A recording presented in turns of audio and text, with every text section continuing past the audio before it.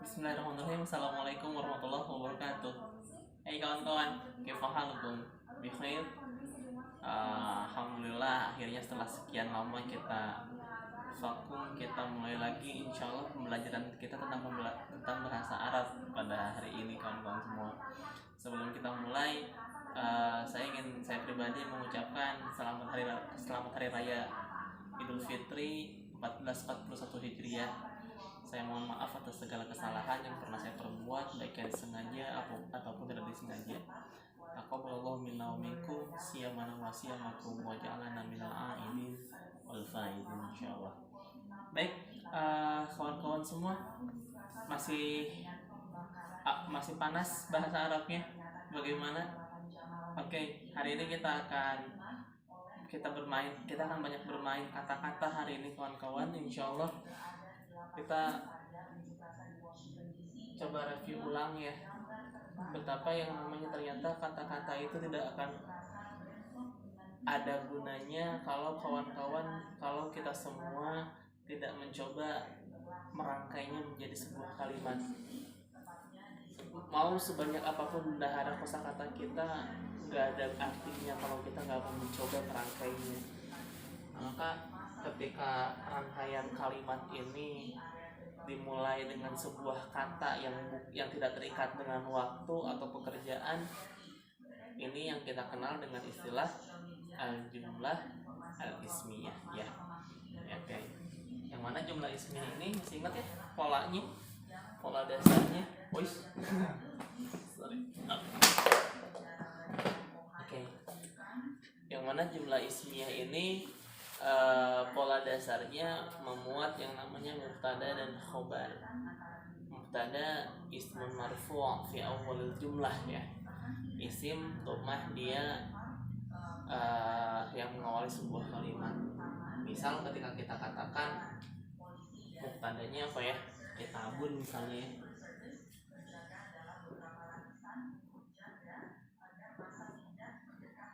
Oke, misalnya kitabun ininya mubtadanya kita akan jadikan mubtada, maka dia membutuhkan info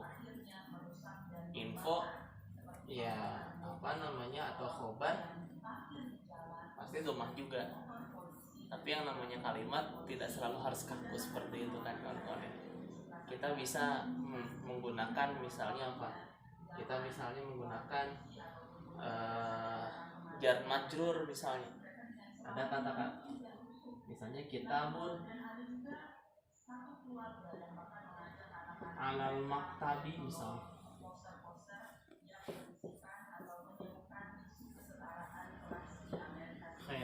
Nah, kita lihat di sini posisinya kitabun mubtada, alal maktabi sebagai khobar. Nah, kawan-kawan kalau misalnya polanya seperti ini, ada jar majrur seperti ini juga dikenal juga dengan istilah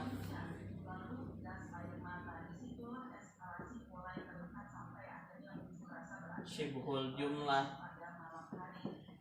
Syibhul jumlah itu kalau bahasa kitanya mirip sama kalimat tapi belum jadi kalimat. Misalnya di depan kampus misalnya.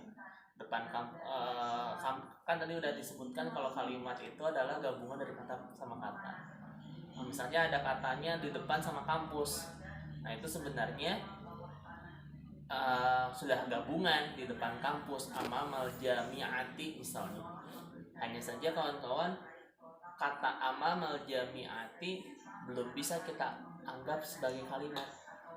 Karena yang namanya kalimat itu al-jumlah yang al-mufidah adalah sebuah kalimat, sebuah susunan kata-kata yang mana memiliki makna yang jelas di situ, memiliki keterangan yang jelas di situ, maka disebut sebagai kalimat. Kalau udah dirangkai tapi belum ada maknanya, belum tersusun maknanya, maka belum bisa disebut kalimat. Maka kata-kata barusan amamal jami'ati depan kampus atau alal maktabi misalnya, anggap ininya belum ada, hanya ada alal maktabi, memang dia terangkai dalam dua elemen, tetapi ini belum bisa kita sebut sebagai kalimat. Nah, maka ada istilah lain. Istilahnya apa? Namanya syibhul jumlah, atau mirip sama yang namanya al-jumlah, mirip sama kalimat. Oke, ini khobarnya kawan-kawan. Nah, asiknya bahasa ini kawan-kawan, bahasa ini kita bisa modifikasi, kita bisa bongkar pasang, kita bisa susun semau kita, asalkan kaidahnya tetap dalam rel kaidah gitu. Jadi bukan ngasal juga bongkar pasang, tapi ngasal kacau juga gitu kan. Nah ini untuk konteks ini ternyata ketika kita bun alal maktabi bisa kita switch, ternyata kawan-kawan bisa kita pindahkan ini ke depan dan ini ke belakang. Maka kita akan menemukan sebuah kalimat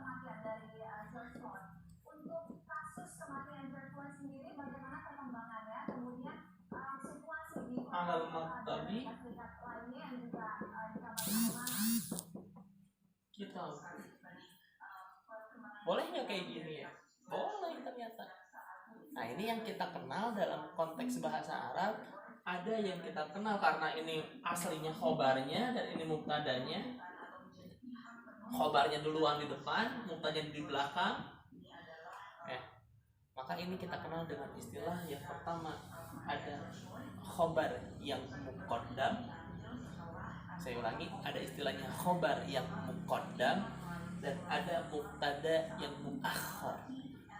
Dikedepankan khobarnya, mubtadanya dikebelakangkan. Nah ini tujuannya apa? Tujuannya adalah untuk apa? Untuk menunjukkan adanya perhatian yang jauh lebih serius dibanding info yang di belakang. Ini ada kaidah-kaidahnya yang kawan-kawan bisa kita lihat. Kenapa bisa seperti ini ya? Al maktabi kita pun ada kaidah. Apa kaidahnya? Kaidahnya adalah ketika sebuah mubtadanya itu nakirah, ketika mubtadanya itu adalah nakirah dan si khobarnya ini pakai konsep yang syibhul jumlah yang barusan, maka ketentuannya jangan seperti kitabun alal maktabi, tetapi untuk bisa mendapatkan feel yang lebih, untuk bisa mendapatkan makna yang jauh lebih kuat, ubah di switch. Alal maktabinya pindah ke depan, kitabunnya pindah ke belakang. Jadi alal maktabi kitabun. Atau bisa juga misalnya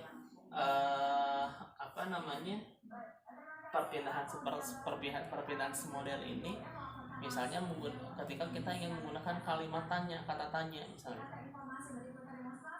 di mana mubtadanya misalnya haluka ya, haluka ini adalah mubtada, haluka kaifa. Nah ini dia, ya kan? Haluka kaifa, kabar kamu bagaimana? Kabar kamu itu sebagai mubtada, kaifanya ini sebagai khobar. Nah cuman karena ini ada istifham, maka kita switch. Apa yang di switch? Kaifanya pindah ke depan, halukanya pindah ke belakang, maka berubah menjadi kaifa halukan. Gimana kabar kamu? Titik tekannya apa yang digunakan? Tanya dulu, pertanyaannya dulu yang ditekankan, bukan mubtadanya duluan. Sebenarnya aslinya haluka kaifa, tapi di switch dia dipindahkan dia menjadi kaifa haluka. Untuk apa tujuannya? Untuk memperkuat makna di situ. Maka ada info yang benar-benar ingin ditampilkan, kita jawabkan di situ. Oke. Nah, kira-kira ini kawan-kawan tentang mubtada muakhar dengan khobar muqaddam. Nah ini simpel ya, kajian kita hari ini simpel, sederhana sekali, nggak rumit. Ini bisa ini bisa kita gunakan dalam kalimat-kalimat yang lain. Misalnya apalagi ya, misalnya amamal fasli tilmizun, misalnya gitu kan, di depan di depan kelas ada seorang anak. Amamal fasli tilmizun, ada seorang murid. Oke. Maka amamal fasli tilmizun aslinya tilmizun amamal fasli. Kita switch dia. Mana mubtada muakhirnya? Mubtada muakhirnya tilmizun. Sedangkan khabar muqaddamnya apa? Amamal fasli. Oke. Mungkin ini kajian kita kali ini kawan-kawan semua. Singkat aja, sederhana saja. Setelah ini saya akan minta kawan-kawan untuk saya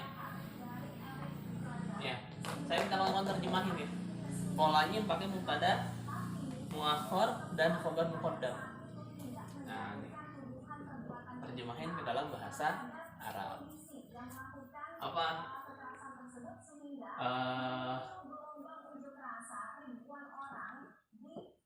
Di sawah ada petani.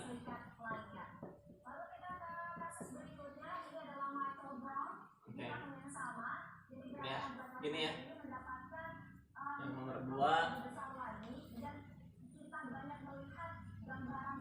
di samping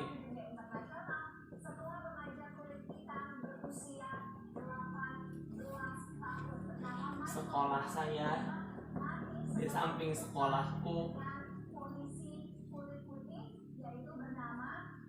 masjid yang besar.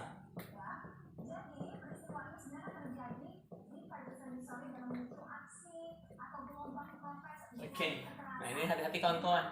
Kita udah belajar sifat musuh, kita udah belajar domir kata ganti, maka kita harus tolong digunakan ya. Yang nomor 3,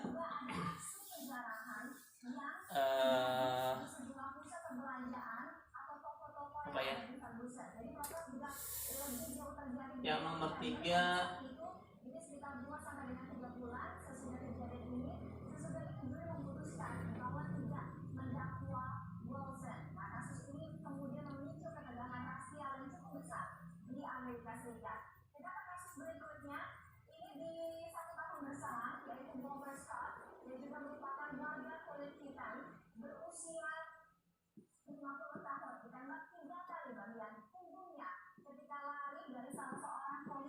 di atas.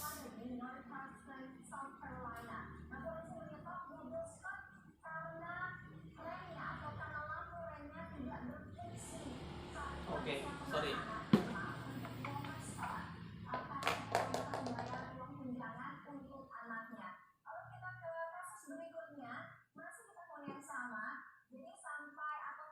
Di rumah sakit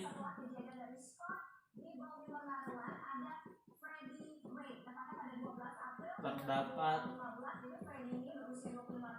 pasien. Yang terakhir nomor 4,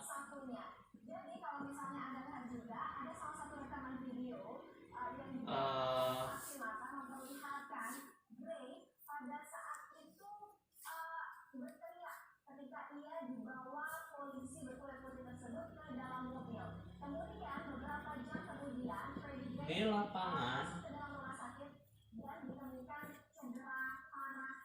di lapangan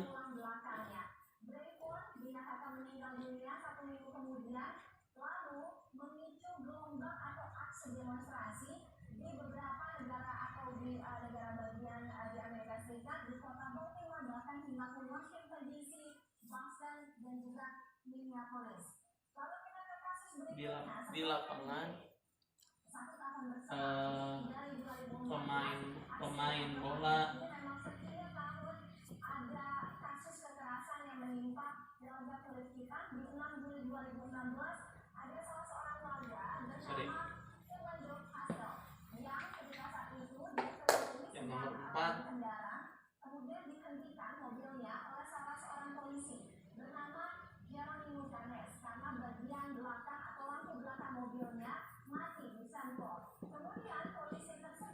di depan kelas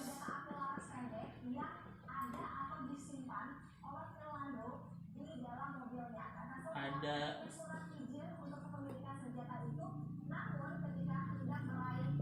bangku yang panjang. Oke, dah ada 4 nomor kawan-kawan semua. Silahkan diterjemahkan ke dalam bahasa Indonesia. Yang pertama di sawah ada petani, ada seorang petani. Yang nomor 2 di samping sekolahku masjid yang besar. Yang selanjutnya di rumah sakit terdapat pasien. Yang nomor 4 di depan kelas ada bangku yang panjang. Oke, ini semua tugas. Silahkan kawan-kawan terjemahkan ke dalam bahasa Indonesia, ke dalam bahasa Arab, sorry. Oke kawan-kawan semua, mungkin ini materi kita hari ini. Jazakumullah khairan kasiran atas kehadirannya. Tetap jaga kesehatannya, mudah-mudahan wabah ini cepat berlalu ya. Oke, kita close kalau gitu kawan-kawan semua. Nakhtatim ilqa'anal yaum bilhamdulillah. Syukran. Assalamualaikum warahmatullahi wabarakatuh.